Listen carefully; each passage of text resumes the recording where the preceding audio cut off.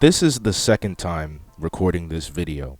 I had a long script before and recorded it, but after listening to it, I didn't like how it came across. So I'm redoing the video in what I believe is a more respectable position. AI art is the process of taking existing images and running them through an artificial intelligence machine. The artificial intelligence takes existing components from the various images and compiles them together to come up with a result. It's a brilliant showcase of progress of artificial intelligence, but there are a few problems. Almost all AI art generators employ this technique called content scraping, where the machines are trained to scour the internet for their image sources. Today, this even includes images from my Instagram, or some of your favorite artists' Instagrams, or Twitter, or even Patreon. In order to understand the severity of the issue surrounding AI art, we have to understand how AI works. When an AI creates a piece of art, it doesn't generate that content out of thin air. Instead, there needs to be an input in order for there to be an output. In the big picture, machine learning companies such as Stability AI generate profits from high quality media. And the creation of this media depends entirely on training their AI on a specific dataset. These images are made by assembling visual data that have statistical correlations to each other to produce a final result that looks acceptable. That's a very simplified explanation, but that's the gist of how AI systems work. All you gotta know is in order for that image to be generated, there has to be a dataset. And that is where the problem comes in. In these datasets, there exists billions of copyrighted images, of artworks, of photographs, of people, all of which was collected from the internet without the consent of the intellectual property owner. My personal artwork that I share on my Instagram page has been used to train AI models. And chances are, if you've shared your work online or even images of yourself, your house, your environment, you might have been included in these datasets. The problem here is your artwork and my artwork, the moment we share them online, they are opted in to the system. If your work so much as exists online, it will be found and it will be used in a piece of AI art. And we as artists are not being protected.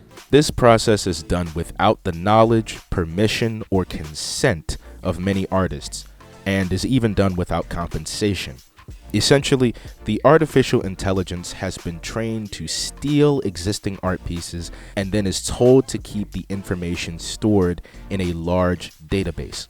This means that once the content is loaded in, unless the AI is specifically recoded, it will never forget the information it gains from these images. This, of course, is problematic. Images can be generated in AI generators in a matter of seconds. It's novel and innocent on the surface, and with ethical implementation, it could be a very useful tool for artists. But just like with the NFT situation I talked about last year on this channel, this concept is good, but the execution has led it on a path I cannot support. This current system creates an unhealthy and unfair level of competition, as many non-artists can generate good enough finished pieces from AI. There are some things AI generators can't do, but most people simply don't care about these small inconveniences if it means they can get a passable image sooner. This new trend has raised contention online, and people defending AI art have come up with several arguments. Argument 1. If you don't want AI generators to take your art, you shouldn't put it out on the internet. How are artists expected to advertise themselves without making their work public?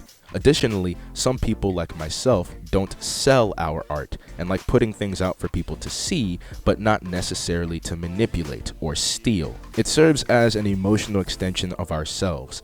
That would be like trying to justify someone stealing a grocery store product because it was on the shelf. Yes, you can see it and grab it, but it does not mean you can take it without paying, or in this sense, at least providing credit. Argument 2. Artists should just adapt because AI is inevitable. This argument is problematic because telling someone to simply adapt to something like this just doesn't work the way most people expect it to. Adaptation works by looking at something's weaknesses and using those to give yourself either some advantage or position that the other cannot cover. In this instance, AI art struggles with understanding details, physics, and exaggerated style. Most artists already outclass AI generators in this field, but the problem is that most people would rather have a finished product fast as opposed to a fully detailed piece that takes a week to create. Most people favor speed over detailed work. Adapting in this instance is simply not viable, particularly given how this system works. And sure, AI is inevitable, but that doesn't mean we can't make it ethical so that it can at least be integrated into art culture. Argument 3. AI art learns and adapts just like people do, so how are your methods any different? This point is straight up false. Human artists take a lot of different things into consideration when creating their art. Stylization, construction, color choice, depth, shading, composition, texture, line, mark making, and a bunch of other concepts inform artists' decisions on how to draw each line, in addition to life experience. Decisions are made not just based on other people's art, but the things we as humans experience in everyday life. This is what gives art its emotion and its beauty. Argument 4. Art is only about the finished result. The process is superfluous, and all anyone cares about is the final product. I can't speak for everyone on this, but I know this is completely opposite of my position. I personally believe that art is about the process of learning and improving, refining a skill and working to achieve something that looks presentable. This perspective comes from someone who doesn't currently sell their art, but even for those who do accept commissions, if the finished result was all that mattered, artists could simply make whatever they want, and if it looks good, people would pay, even if it has nothing to do with the commissioner's request. In this perspective, art works like a conversation where someone asks for specifics and a person adheres to those specifics to make the piece as close as possible to what someone asked for. Or, in simpler terms, you are asking for someone to provide a service, and then you appreciate that service that went into the finished result. You pay for the labor, which inherently is where the value lies. Unfortunately, though, now it's pretty clear to see that most people would rather not care about the beauty in the process of creating art and simply want their desktop backgrounds immediately, no matter the process, even if it is illegal. Argument 5. Disliking art is ableist against people who, for some reason, cannot create art. In most cases, not being able to create art is due to not wanting to try in the first place. Low self-esteem and laziness are the biggest problems in situations like these.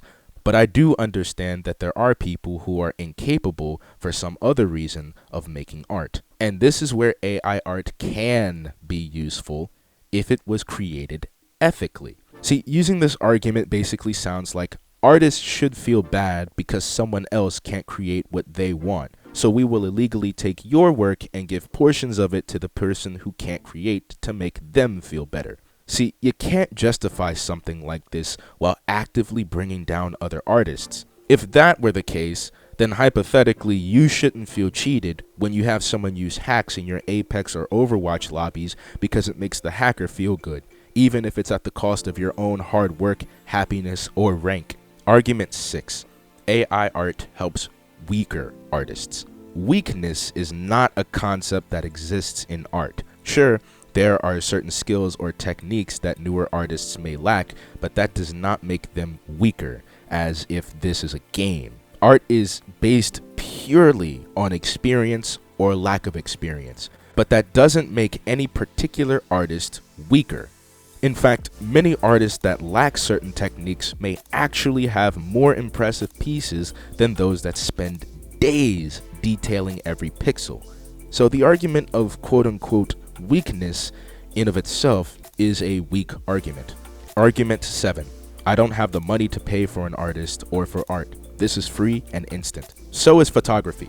You can literally take pictures of anything and edit them on your phone or computer completely for free. There has never been a more accessible time for photographers, and it's a way to get beautiful art for free in a matter of literally seconds. Even I do this for my album art. I take pictures and edit them using Procreate, which is literally a one-time payment of $10. There is no excuse to justify something illegal and free when there is a much more viable option that is just as free. And I suppose if you like feeling like oppressing artists, just know that photography has already mostly invalidated the art of still life drawings. It's still accepted as legitimate art because there still requires a tasteful photographer to really take an aesthetically pleasing picture. There are varying levels of quality and utensils for certain jobs. And there is just so much more in art than still life images that integration into the arts was, by comparison, much easier. Argument 8. Complaining only makes the issue worse. Complaining about an unfair system is only natural. It's asinine to believe that complaints will not follow when someone's livelihood is being threatened. If I broke into your house and stole your things, it would be stupid of me not to assume you'd want to seek justice for something unfair that happened to you.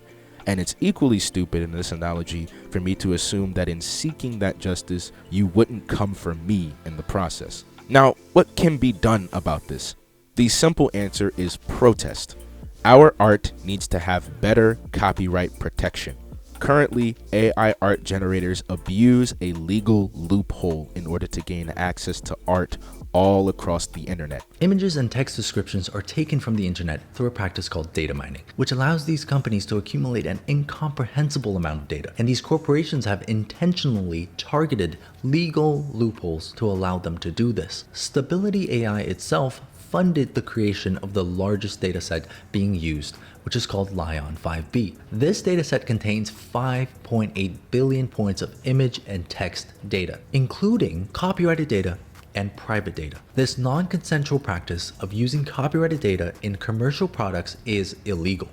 But here is where it gets really messy. Now, this database Lion 5B, which is most widely used for AI generation, was created with the pretext of research. But the corporations behind the funding of this research quickly turned it into a commercialized product, which now include Dream Studio and Stable Diffusion, both owned by Stability AI. And now the app Lensa AI has been charging money for specific avatar packs. And as a result of which, these companies are now making massive amounts of profit. This loophole allows these companies to weave their way through legal regulations which are put in place to protect the copyrighted work of artists and creatives. And this process has been fittingly described as data laundering. And a lot of users even go as far as to use directly the names of certain artists to create their generated content.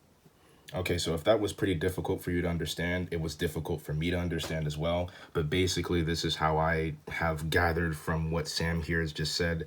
Essentially, Lion was funded with the purpose of taking all kinds of information, all kinds of data across the internet. Whether or not that's legal, I have no idea. But if it is legal, that's not the problem. The problem comes from the fact that with that information that Lion gained in its database, it is now using that information to inform the AI art generation's decisions. Basically, any data that it collected in Lion is now being fed into Stable Diffusion and Lensa and all of the rest of the other AI generation applications and whatnot like that. So literally taking information that was obtained for one reason and using it in another process, another app, another website, without letting anybody know that they were going to do this. That's where the problem is.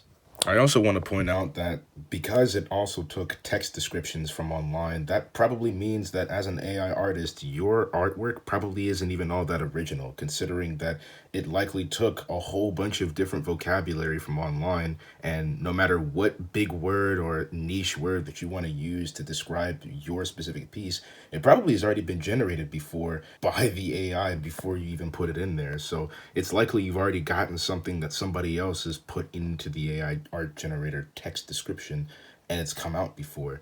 Might be possibly a little bit different considering that Lion continues to take information like all the time. So that could be it's here or there. I have no idea, honestly. When AI generations are made to look like an artist's work, this has the potential for reputation damage, for forgery, for fraud, for identity theft. And what's most concerning is that when these models are trained on images of your artwork, they are unable to forget. So almost all of these models are now working with tainted data. By staying silent on this issue, it allows the loophole to be exploited even more. We need to close this gap by keeping the topic relevant. I can see a future with AI art. especially if we can make these systems more ethical. Imagine a world where there is an entire category or community of dedicated individuals who spend their time making art specifically to train AI. I guarantee you that so many artists would have been excited to contribute to the progress of AI art and would have loved to make art specifically tailored for artificial intelligence to study. Alas, seems as though that reality is kinda slipping away due to how things were handled. It's unfortunate because both realms could have existed perfectly fine alongside one another. If you want to see other artists' perspectives on this, I'm gonna link Mark Brunette and Sam Does Art at the end of the video. They give their perspectives and provide a bit more factual information that I didn't want to get into here. This was mostly coming from a personal perspective. Otherwise, I've got music coming up in January. Took a bit longer to release than expected, but things are almost done. Thanks.